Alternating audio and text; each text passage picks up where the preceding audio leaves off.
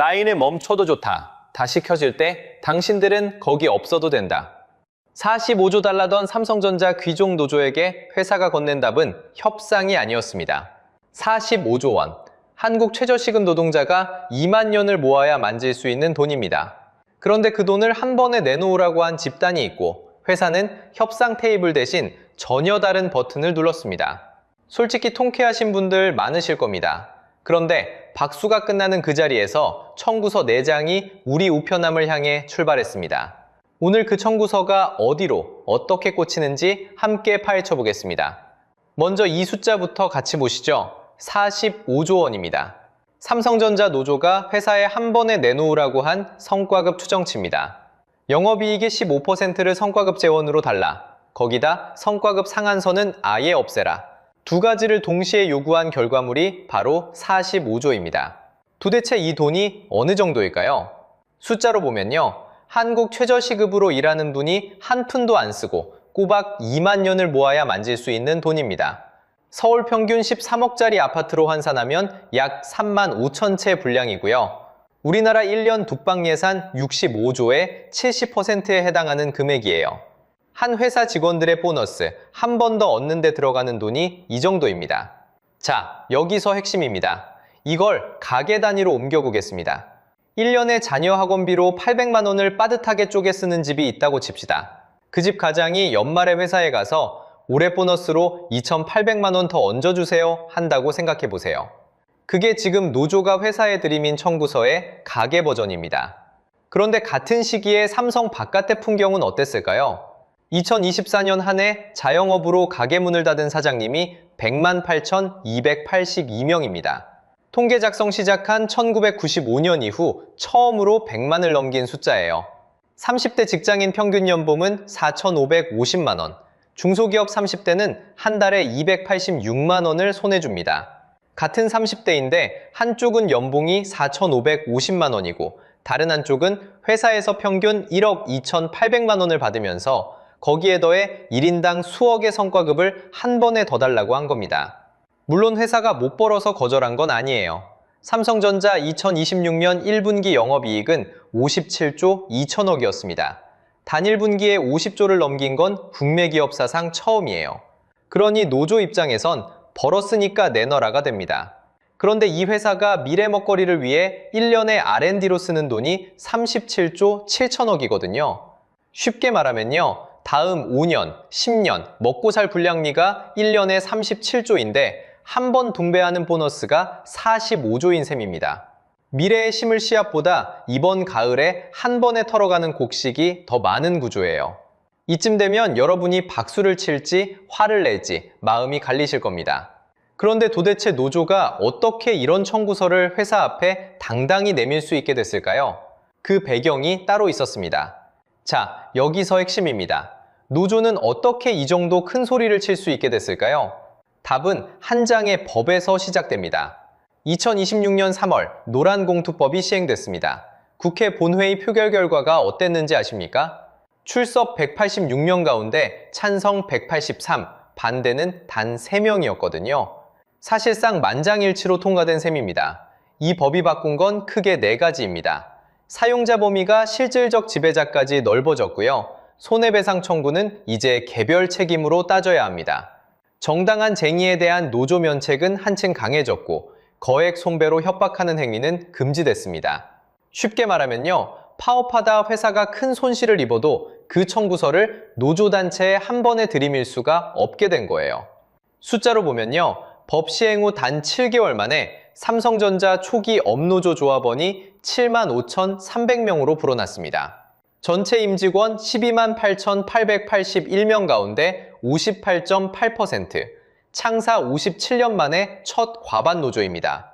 한 회사 안에 동매 하나만 있던 자리에 약 2년 만에 도시가 통째로 들어선 그림이거든요. 상식적으로 생각하면 이 정도 권력엔 이 정도 책임이 따라야 합니다. 그런데 현실은 정반대입니다. 노조는 5월 21일 0시부터 6월 7일까지 18일 총파업을 예고했습니다. 제니 찬반 가결률은 무려 93%였고요. 노조 자체 추산으로 손실은 30조 원, 회사 추산은 하루 1조 원, 외신 추산을 환산하면 시간당 약 416억, 1분당 7억입니다. 1분 7억이 어떤 돈일까요? 중소기업 30대 직장인 244명의 한 달 월급이 1분 만에 증발하는 셈이거든요. 그런데 여기서 이상한 점이 보입니다. 회사가 이 어마어마한 손해를 입어도 노조단체가 무는 돈은 사실상 0원에 가깝습니다. 마트에서 카트에 물건을 가득 담고 그냥 끌고 나가도 청구서가 안 날아오는 셈이에요. 강경 노선이 무료 환승권이 된 겁니다. 이게 말이 됩니까? 회사가 30조 손해를 봐도 노조는 단 1원도 책임지지 않는 구조. 권력은 도시 하나만큼 커졌는데 책임의 무게는 깃털만큼도 안 남은 상태인 거죠. 그런데 회사가 가만히 당하고만 있었을까요? 라인 멈춰도 좋다. 다시 켜질 때 너희는 거기 없어도 된다. 회사가 꺼낸 카드는 협상이 아니었습니다. 자, 여기서 핵심입니다. 회사가 가만히 있었을까요? 아니었습니다. 협상 테이블 대신 전혀 다른 버튼을 눌렀거든요. 2026년 4월 1일 삼성전자가 공식 발표를 합니다. 2030년까지 국내외 모든 생산 공장을 AI 자율공장으로 전환한다. 단순한 연구과제가 아닙니다. 회사 전체의 운영 방식을 바꾸겠다는 선언이었어요. 다음 날인 3월 2일, 무대는 바르셀로나로 옮겨갑니다. MWC 2026, 세계 최대 모바일 박람회입니다. 그 자리에서 산업용 AI 전략과 디지털 트윈 기반 제조 기술을 통째로 공개합니다. 여러분, 혹시 반도체 공장 내부를 본 적 있으십니까? 먼지 한 톨도 못 들어가는 작업실입니다. 그래서 이 업계에는 오래된 명제가 하나 있습니다. 먼지 없는 작업실의 가장 큰 오염원은 인간이라는 말이에요. 사람이 들어가는 순간 머리카락 한 올, 입김 한 번이 수율을 무너뜨립니다. 회사 입장에서는 사람을 빼는 일이 늘 숙제였던 겁니다. 그 숙제 위에 노조 카드가 얹혔고 회사는 답을 정해버렸어요. 발표 내용은 구체적이었습니다. 4종 휴머노이드가 등장합니다. 설비를 관리하는 오퍼레이팅 봇, 자재를 나르는 물류봇, 조립 공정을 맡는 조립봇, 그리고 고온과 유해 환경을 담당하는 환경안전봇. 여기에 갤럭시 S26 발표 때 공개한 에이전틱 AI를 제조 현장에 그대로 이식합니다. 삼성 리서치가 자체 개발한 시각 언어 행동 모델까지 붙여서요. 지금까지의 자동화와는 결이 다릅니다. 시소가 아닙니다. 시소 자체를 치우는 일입니다. 숫자로 보면요, 후공정 무인화율이 1년 만에 5%에서 30%로 올라갔습니다. 6배 가속이에요. 100명 중에 5명만 빠지던 라인이 30명이 빠지는 라인으로 바뀐 겁니다. 인력은 50% 줄었고 남은 직원 1명당 업무량은 2.3배로 늘었습니다. 이게 노란봉투법 시행 전의 속도였어요. 그러니까 회사는 이미 길을 닦아두고 있었던 거죠. 법적 카드도 동시에 꺼냅니다. 4월 9일 화성 동탄경찰서에 개인정보보호법 위반으로 고소를 넣어요. 특정 직원 1명이 1시간 동안 임직원 정보를 약 2만 회 조회했다는 정황이 나왔거든요. 매크로 자동 프로그램으로 4번과 이름, 소속을 긁어모은 흔적입니다. 일주일 뒤인 4월 16일에는 수원지방법원에 위법쟁이 가처분 신청을 넣습니다.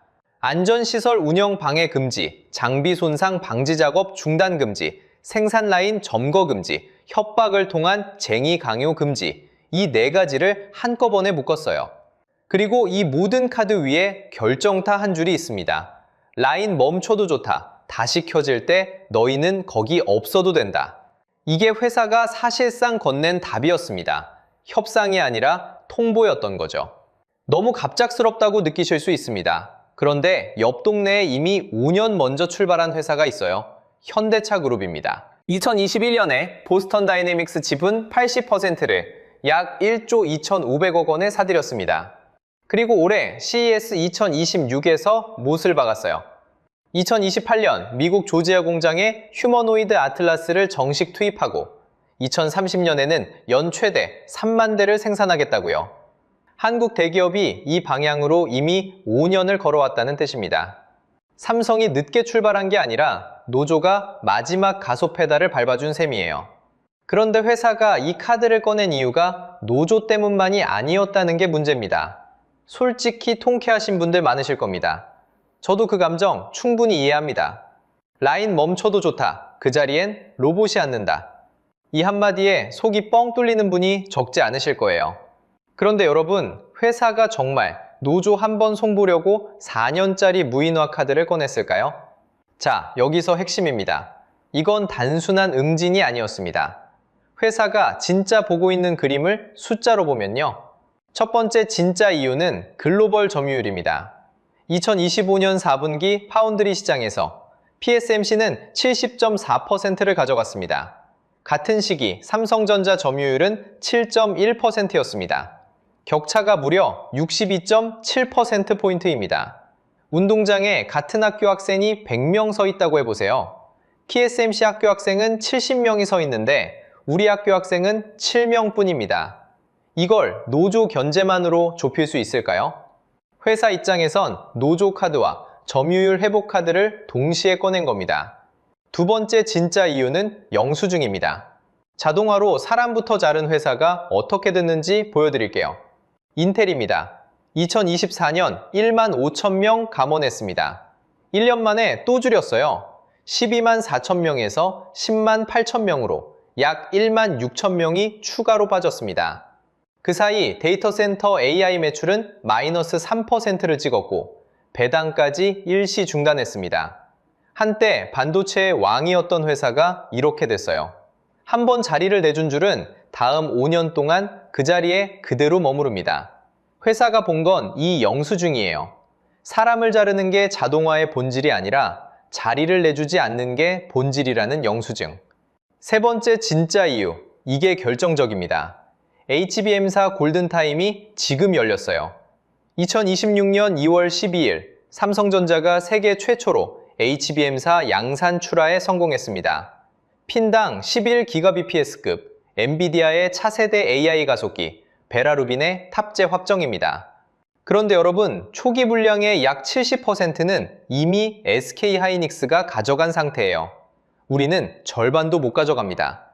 더 무서운 게 뭐냐면요. 중국 CXMT가 D램 점유율을 1년 만에 6%에서 8%로 끌어올렸습니다. 마이크론도 한국의 PR 에이전시까지 알아보면서 인재 빼가는 중이에요. 이 골든타임에 18일 셧다운, 재가동까지 추가 2, 3주. 한 달 넘게 라인이 멈추면 그 자리는 어디로 갈까요? 자, 한 걸음 떨어져서 봅시다. 한국이 가진 글로벌 D램 77%, 낸드 58%. 이거 자연법칙이 아닙니다. 지난 30년 동안 엔지니어들이 한 줄 한 줄 깎아서 만든 자리예요. 우리 수출 컨테이너 10개 중 2개 이상이 반도체로 채워집니다. 그 컨테이너 한 칸이 통째로 흔들리는 일이 지금 벌어지고 있는 거예요. 회사가 무인화 카드를 꺼낸 진짜 이유는 노조가 아닙니다. 시간입니다. 그것도 5년짜리 시간이에요. 그런데 진짜 무서운 건 그 자리에서 우리가 돌려받지 못하는 게 성과급이 아니에요. 자, 그 박수가 끝난 자리에서 청구서 4장이 우리 우편함을 향해 출발했습니다. 그 청구서가 정확히 누구에게 꽂히는지 한 장씩 펼쳐보겠습니다. 첫 번째 청구서는 세수와 일자리, 그러니까 직장인 여러분 앞으로 갑니다. 평균 연봉 1억 2,800만 원짜리 직원 1만 명이 라인에서 빠진다고 가정해보세요. 그 자리에서 매년 사라지는 소득세와 4대 보험료만 수천억 원입니다. 나라 살림에 구멍이 나면 그 구멍은 누가 메워야 할까요?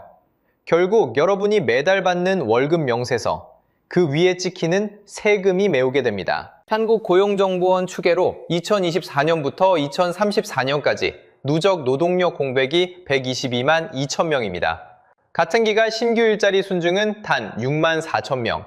빠지는 자리는 광역시 하나가 통째로 빠지는데 새로 채워지는 자리는 작은 동네 하나라는 얘기입니다. 두 번째 청구서는 주주와 국민연금 가입자, 노후를 준비하는 모든 분 앞으로 갑니다. 국민연금이 들고 있는 삼성전자 지분이 약 7.6%, 평가액 42조 5천억 원입니다. 쉽게 말해서 여러분이 매달 떼어내는 연금보험료의 한 축이 이 회사 주가에 묶여 있다는 뜻입니다. 4월 23일 평택에서 노조가 결의대회를 열던 그 시간 500만 소액주주가 같은 자리에서 맞불 집회를 열었습니다. 이유는 단순합니다. 미래 투자가 흔들리면 주가가 흔들리고 주가가 흔들리면 연금이 흔들리니까요. 5차 재정축에는 2041년 적자 전환, 2055년 기금 고갈을 예고했습니다. 작년 개정으로 8년 늘려잡아도 2064년입니다. 지금 30대라면 보험료는 더 내고 받는 시점은 손에서 멀어지는 비대칭 청구서입니다. 그런데 진짜 충격은 지금부터입니다. 세 번째 청구서는 자녀 첫 직장 앞으로 갑니다. 여러분 자녀가 대학을 졸업하고 이력서를 들고 서 있는 그 공장 정문, 그 정문 안쪽에 휴머노이드가 배치되고 있습니다. 골드만삭스와 딜로이트는 5년 안에 휴머노이드 제조 원가가 1.3만에서 1.7만 달러까지 떨어진다고 봅니다. 한화로 중형차 한 대 값입니다. 출하량은 2027년 7만 6천 대에서 2035년 138만 대로 뜁니다. 연평균 53% 성장입니다. 원래 2030년 자율공장 전환은 회사 시간표에서 천천히 굴러가는 톱니바퀴였습니다. 그 톱니바퀴가 노조의 18일 파업 예고와 함께 6년 앞당겨졌습니다. 가장 잔인한 형태의 구조조정은 칼을 들고 찾아오지 않습니다. 아무 말도 없이 그냥 그 정문을 닫아버립니다.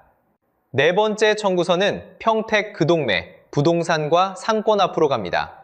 평택 화성 기흥 클러스터를 둘러싸고 점심 장사, 저녁 장사, 학원 학습지까지 한 묶음으로 돌아가는 동네가 있습니다. 그 동네 핏줄이 되는 협력사가 무려 1754개입니다. 1차 협력사가 휘청이면 2차, 3차로 도미노가 시작됩니다. 라인 가동률이 한 단계만 내려와도 점심시간 식당에 회전 한 바퀴가 줄고 저녁 회식 자리 한 테이블이 빠지고 자녀 학원 한 과목이 끊깁니다. 동네 슈퍼가 위생단속 한 번에 걸리면 그 골목 전체가 같이 조용해지듯이 한 라인이 멈추면 평택 한 블록이 같이 식습니다. 그 자리의 전셋값과 권리금, 결국 그 동네 가계부에 그대로 청구서로 꽂힙니다. 박탈감만으로 이 이야기를 덮어버리면 그 청구서는 결국 우리 집 우편함에 그대로 꽂힙니다. 그러면 우리는 무엇을 해야 할까요? 자, 여기서 핵심입니다. 박탈감만으로 이 이야기를 덮어버리면 그 청구서는 결국 우리 집 우편함에 그대로 꽂힙니다. 그래서 오늘 마지막은 분노로 닿지 않겠습니다. 여러분이 영상을 끄고 일어서면서 손에 쥐고 갈 체크포인트 3개로 마무리하겠습니다. 첫 번째 체크는 프레임을 바꾸는 일입니다. 지금까지 우리 머릿속을 가득 채운 그림은 노조 대 회사였습니다. 그런데 이 1차 프레임에 갇혀 있으면 우리는 통쾌한 응징의 관객 자리에서 한 발짝도 못 움직입니다. 한 단계 위에서 보세요. 그 박수의 청구서가 누구에게 꽂히는가? 이게 진짜 2차 프레임입니다. 통쾌함은 1초입니다. 그러나 청구서는 5년을 갑니다. 노조 사람들이 미운 건 미운 거고 그 분노는 분노대로 소비하셔도 됩니다. 다만 영상이 끝나는 순간 박수를 거두고 그 자리에 시청자 본인의 가계부를 올려놓아야 합니다. 회사가 무인화 카드를 꺼낸 진짜 이유가 글로벌 점유율 전쟁이었다는 사실. 그 전쟁의 청구서가 세수와 연금과 자녀 일자리와 동네 상권으로 동시에 날아가고 있다는 사실.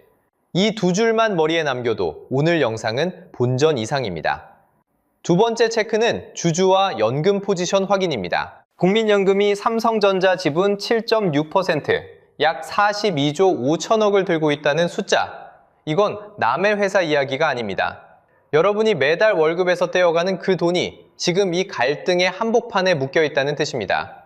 그리고 5월 21일부터 라인이 18일 동안 멈추면 그 손실은 회사 영업이익으로 끝나지 않고 연금 운용 수익률로 한 번 더 시청자에게 청구됩니다. 오늘 영상을 보고 나면 한 번만 확인해 보세요. 본인 이름으로 들고 있는 삼성전자 주식이 있는지, 부모님과 본인의 국민연금 예상 수령액이 얼마로 잡혀 있는지, 7.6%라는 숫자가 신문 기사 속 통계가 아니라 우리 집 노후 통장의 한 줄이라는 사실을 자기 손으로 확인하는 것. 이게 두 번째 체크 포인트입니다. 세 번째 체크는 자녀의 자리를 선점하는 일입니다. 한국고용정보원이 발표한 직군 데이터를 보면 길이 명확하게 갈립니다. 매장 판매직과 장치기계 조작직처럼 자동화에 그대로 노출되는 직군은 앞으로 10년 동안 구조적으로 줄어듭니다. 반대로 돌봄과 보건 서비스, 보건 전문가, 공학 전문가, 정보통신 전문가 쪽은 수요가 분명하게 늘어납니다. 쉽게 말하면요, 휴머노이드가 들어가도 사람 손이 마지막까지 필요한 자리, 휴머노이드를 만들고 가르치는 자리, 이 두 갈래는 살아남습니다. 여러분 자녀가 지금 중학생이든 고등학생이든 갓 대학에 들어갔든 상관없습니다. 오늘 저녁 식탁에서 한마디만 바뀌어도 됩니다. 어떤 직업이 안정적이냐를 묻는 대신 이 일이 휴머노이드 옆에서 살아남는 일이냐, 사라지는 일이냐를 같이 따져보세요. 자녀의 자리는 부모가 6년 먼저 그려주는 만큼 선점됩니다. 여기까지가 오늘 영상이 여러분께 드리는 3줄짜리 짐입니다. 다시 정리하겠습니다. 노조가 영업이익 15%, 약 45조 원을 한 번에 내놓으라고 한 그 청구서에서 이 이야기는 시작됐습니다. 회사는 협상 테이블 대신 2030년 자율공장과 4종 휴머노이드라는 무인화 반격 카드를 꺼냈고, 그 카드는 단순한 노조 견제가 아니라 TSMC 70.4% 대 삼성 7.1%로 벌어진 글로벌 점유율 전쟁의 바른 이름이었습니다. 그리고 그 전쟁의 끝에서 4중 청구서가 출발했습니다. 세수와 일자리, 주주와 국민연금, 자녀의 첫 직장, 평택과 화성 동매 상권까지 박수의 환호성이 멈춘 자리에 동시에 도착하는 4장의 봉투입니다. 통쾌함은 1초, 청구서는 5년, 이 한 줄을 잊지 마시기 바랍니다. 판단력은 절대 로봇이 대신 못하는 단 하나입니다. 그러니 오늘만큼은 박수 대신 판단력을 남겨가시기 바랍니다. 영상이 유익하셨다면 구독과 좋아요 부탁드립니다. 오늘도 시청해주셔서 감사합니다.